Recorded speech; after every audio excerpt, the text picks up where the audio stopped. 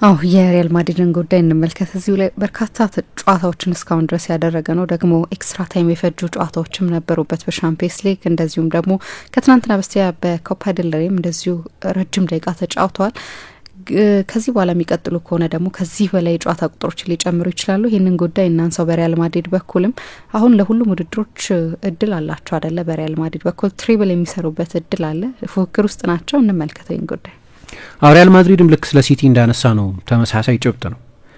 የሪያል ማድሪድ ተጫዋቾች በዚህ አመት 72 ጨዋታ አድርገው የውድድር ዘመኑ ሊያበቃ ይችላል። አሁን በተቀሩት ውድድሮች እስከ ፍጻሜው ድረስ እስከ ጫፍ ድረስ የሚሄድ ከሆነ ለምሳሌ በቻምፒየንስ ሊግ ከአርሰናል ጋር የሚደረጉትን ጨዋታዎች አሸንፎ ካለፈ ተጨማሪ ሁለት የግማሽ ፍጻሜ ሌላ የፍጻሜ ጨዋታ ይኖራል ማለት ነው።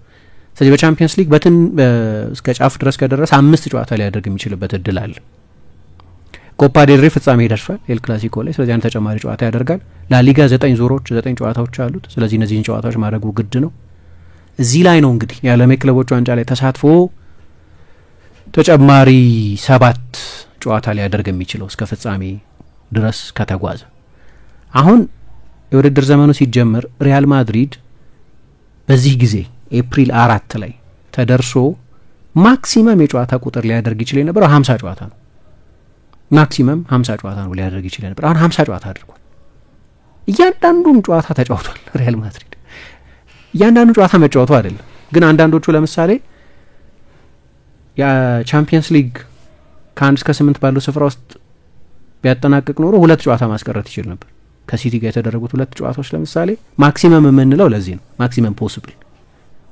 አሁን እነዛ 2 ጨዋታዎች 2 አድካሚ ከሲቲ አይነት ባላጋራ ጋር የሚደረጉ ጨዋታዎች ናቸው። 2 ትርፍ ጨዋታ አድርጓል። አንዳንዶቹን ደግሞ በማሸነፉ ምክንያት ነው ያደረጋቸው። ለምሳሌ የስፔን ሱፐር ካፕ የግማሽ ፍጻሜ ጨዋታን አሸነፈ ማለት በፍጻሜው ከባርሰሎና ጋር ተጫወተ አይደለም፣ አንድ ተጨማሪ ጨዋታ አደረገ ማለት ነው።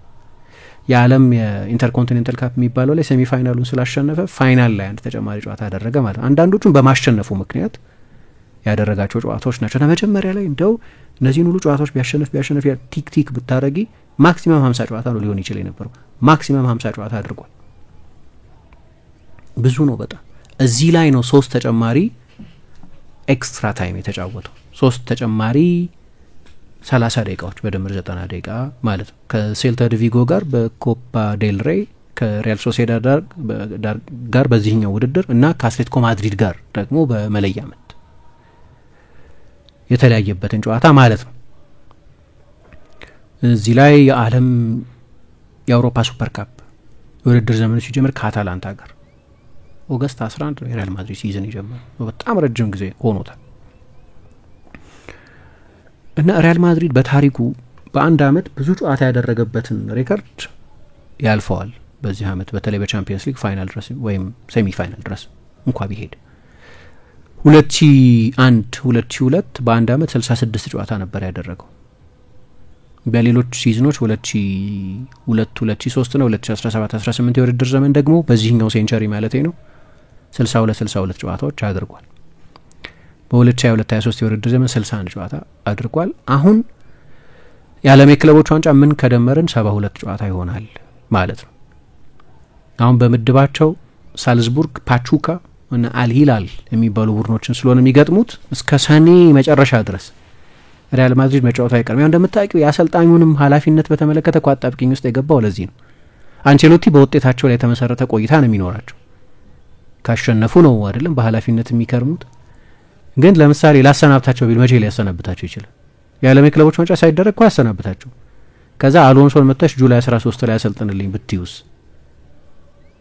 ይረፍዳል አይደል? አንቸሎቲ እሱን እስከ ጁላይ 13 ቁጭ ብሎ ስራ አይጠብቅም። የሌቨርኩሰን የፕሪሲዝን እኮ ይጀምራል ያኔ ጁላይ 13። ከዛ ፕሪሲዝን ከጀመረ በኋላ ለቆ ወደ ሪያል ማድሪድ አይመጣም። ለቡድን ግንባታው ቅድም ውስብስብ ነው ለነገሩ። ከዚህ በኋላ ክረምት ላይ በተለይ የአሰልጣኝ ቅጥርን በተመለከተ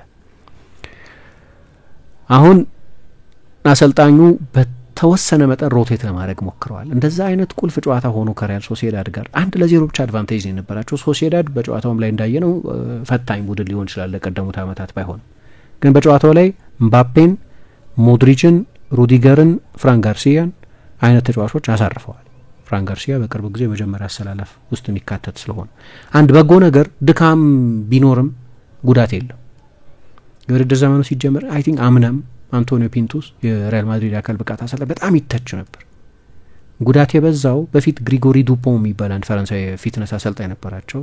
ዚዳን ሲለቅ አብሮ ለቀቀና አንቶኒዮ ፒንቱስ መጀመሪያ ዚዳን አብሮት በዩቬንቱስ ስለሰራ እሱ ነበር የቀጠለው። ከኮንቴ ጋር የሰራ የፊትነስ አሰልጣኝ በጣም ጎበዝ የፊትነስ አሰልጣኝ ነው። በዘርፉ ዘ ቤስት የሚባለው ሰው ማለት እና ግን መጀመሪያ ሲጀመር ያው እንደምታውቂው ብዙ የኤሲኤል ጉዳት በዝቷል እና ሌሎችም የጉዳት አይነቶች አሉ እና በሪያል ማድሪድ እንዴት 55 ጉዳት በዚህ አጭር ጊዜ ነው ተብሎ አንቶኒዮ ፒንቱስ መቀየር አለበት ይባል ነበር። ግን በውድድር ዘመን ወሳኝ ወቅት አሁን በዚህ ሰዓት የረጅም ጊዜ ጉዳት ካለባቸው ተጫዋቾች ከካርቫሃል አንደኛው ካርቫሃል ነው፣ ያው በዚህ ሲዝን አይመለስም እና ሚሊታው እሱም አይመለስም። ሌሎቹ ግን የረጅም ጊዜ ጉዳት የለባቸው። አሁን በቅርብ ጊዜ ምናልባት ለአርሰናሉም ጨዋታ ሴባዮስ እና ሜንዲ ሊደርሱ ይችላሉ። ኩርቱዋም አላቅም ነገ ሉኒንም ስለተጎዳ ለነገሩ በሳምንቱ መጨረሻ አንድ ወጣት ግብ ጠባቂ ይጠቀማሉ ተብሎ ነው የሚጠበቀው። ፍራን ጎንዛሌዝ የሚባል ወጣት ግብ ጠባቂ ግን ለአርሰናሉ ጨዋታ ሊደርስ ይችላል። ይሄ ማለት ቡድናቸው በዚህ ጊዜ 50 ጨዋታ ቢያደርግም ግን በአንቶኒዮ ፒንቱስ ዝግጅት ምክንያት አብዛኞቹ ተጫዋቾች አሁን ከጉዳት ነጻ ናቸው። የውድድር ዘመኑ መጀመሪያ አካባቢ የነበረው ሀሜት አሁን የለም። ያው ማድሪድ ብዙ ዝግጅት ያደርጋል። አንቼሎቲ ሚላን ውስጥም ስለነበሩ የሚላን ላብራቶሪ ደግሞ ቢሊ ኮስታ ኩርተን፣ ፓውሎ ማልዲኒን፣ ካፉን ሌሎችንም ተጫዋቾች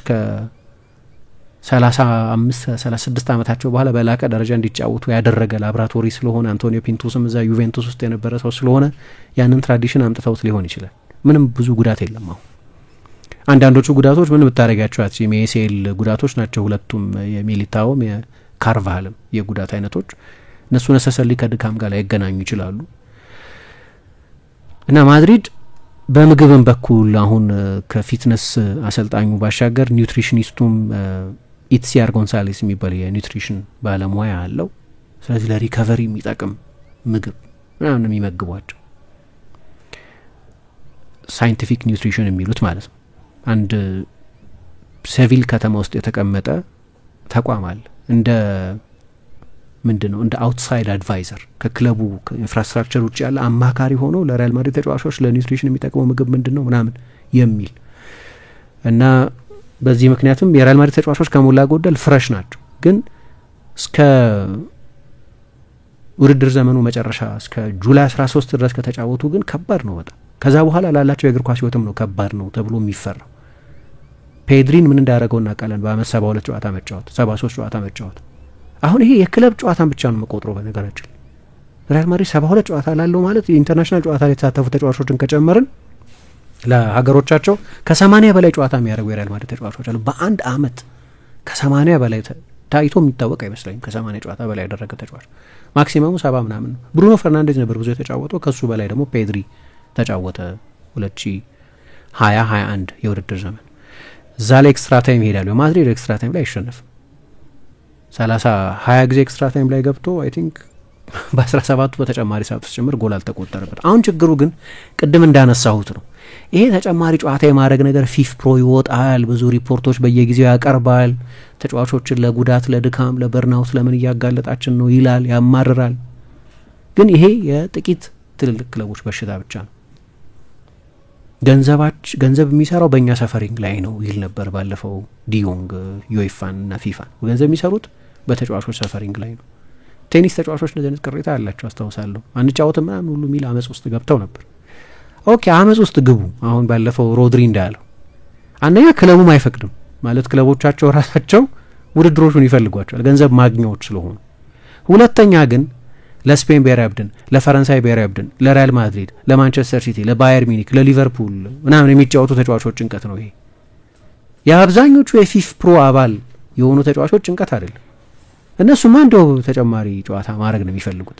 ወደ ትልልቅ ክለብ ሄደው መጫወት ቢችሉ ደስ ይላቸዋል። ለዚህ ነው አሁን ብሶት ሲቀርብ ብዙ እየተጫወተን አይደለም የሚል ምሬት ሲቀርብ የጋራ ገዢ የሌለው አዎ በመማቸው ያመናል የሚል ብዙ ሰልፍ የሌለው ለዚህ ነው። ይሄ የሮድሪ ቅንጦት ብቻ ነው። አሁን አንድ ፕሮፖዛል የሚያቀርቡ ሰዎች አሉ። አሁን አንሄል ሂል የሚባሉት የአትሌቲኮ ማድሪድ ሲኢኦ አንድ ተጫዋች ኦኬ 50 ጨዋታ ይወሰንለት ከ50 በላይ ጨዋታ እንዳያደርግ እናድርግ የሚል ፕሮፖዛል አቅርበው ነበር። እሱ እንግዲህ እንዴት እንደሚሆን አናውቅም።